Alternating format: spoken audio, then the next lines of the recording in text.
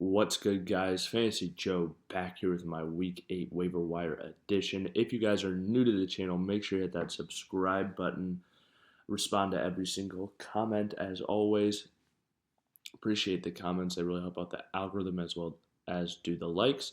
Um, but yeah, any comment you have, start, sit, trade advice, anything like that, I will respond to in the comments. Subscribe, number one reason, post everything you need for fantasy football right here on the channel. Waiver wire videos, posting more shorts on those as well this week, seeing how those do. Maybe we'll continue to do that moving forward. Um, but then we do rankings, buy low, sell highs, lessons of the week, all kinds of stuff. But really good stuff. So if you want to bring home that fantasy football championship, then I would definitely hit that subscribe button. Let's talk quarterbacks, who I'd be adding off of waivers right now. Tua Tagovailoa, coming off that concussion, led the league in passing yards this last year, has been good for fantasy football when he's been out there most years. To the last 2 years, he's pretty darn good for fantasy. Top 10 quarterback. He's coming back, and they've got great weapons, so I think he would be my number one ad. I would keep an eye out there. If Caleb Williams is out there in my league, this is a 10-team league, but I just show it so that there's more guys on waivers, more easily accessible. Caleb Williams, another guy I think is a must-add. Very hot recently, and I think with his rushing that he's had recently, it's going to be really good. Geno Smith as well, if he was out there in one of my leagues, absolutely be jumping all over him. Moving on to the running back position, number one ad would be Alexander Mattison, assuming he's out there. He's probably taken in your leagues. We've talked about him for a while and just the volume that he's getting. But my number two would be Jalen Warren. He has looked really good so far. Well, no, he has not looked really good so far. He's struggled a ton so far this year, but so has Najee Harris, except for this last 2 weeks, he's kind of balled. But 12 carries is what you're going to look at, and they run the ball so much. If anything was happening to Najee, he could get an instant boost. It's not outside the realm of possibility. He wins that job if he can return to his old form as well. Tyrone Tracy, another guy I would keep an eye on. I just think that he is a good player. Didn't get a ton of carries and volume in this game. Their offense is pretty anemic, though. But just check him out. If he's out there, I'd probably be adding him and stashing him in a league. But Kamani Vidal is one of my favorite stashes right now. J.K. Dobbins is getting an absolute ton of volume, tons of opportunities coming off that Achilles injury. I think there's and he struggled with injuries throughout his entire career, especially coming off that Achilles, though. I think there's a chance for re-injury with such a massive workload, chance for him to get worse over the second half of the season. I was watching him last night, though. I thought he looked pretty good. It's really not like an indictment on the player. It's just more, I think Kamani Vidal is a very valuable insurance policy that right now that can be added to people's rosters for zero in a lot of leagues. And especially if you're in a 14, 16-team league, he might be out there. He might be tradable. But just, yeah, a name to keep an eye on. Ray Davis, if he's available, you definitely should be adding him, but he's probably out there. Just another name, Trey Benson, should definitely be owned in your leagues.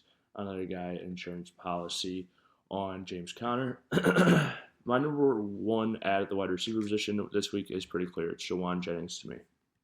We see him dominate when they've had guys miss time in the past. Brandon Aiyuk out for this season now.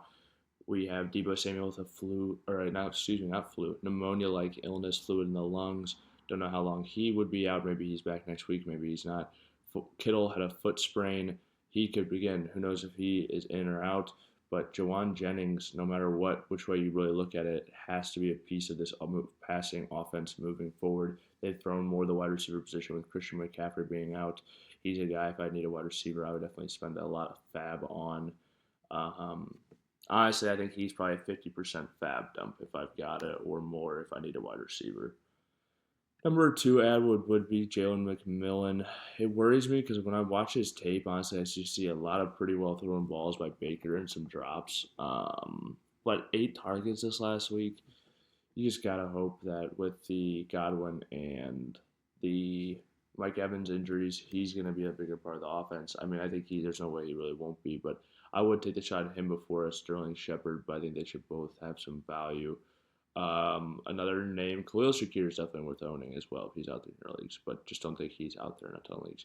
Cedric Tillman, though, I think him and Jalen McMillan are pretty close to me just because I give it to McMillan because of the quarterback play. He's a young player. Hopefully he's more ascending. Cedric Tillman's young as well. But I just because I don't know the quarterback position, but 12 targets this last week, caught 8 for 81, should be involved moving forward. Obviously, Mark Cooper's off this roster. We thought JuJu would be the de facto one. He did not get many targets this first week, so something to monitor there. I think definitely an add to me. Moving on to the tight end position, let me make sure I mentioned everybody I wanted to talk about the wide receivers. Oh, I didn't. That's exactly Ricky Persall to me is another guy.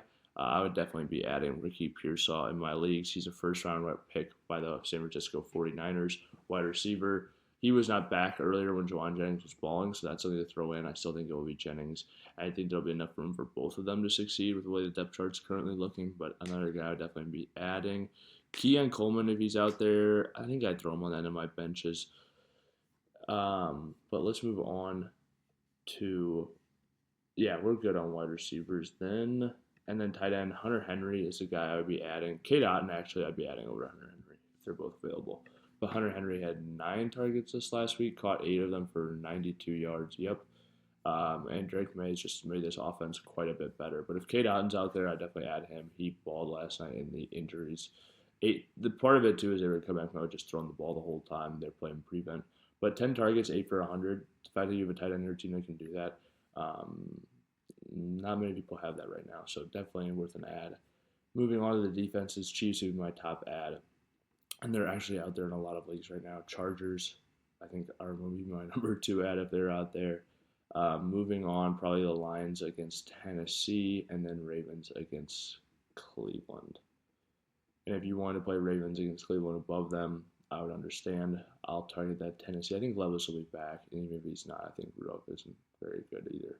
But a lot of good options out there on waivers for defenses this week. I think you can even go with something like a, let's see here.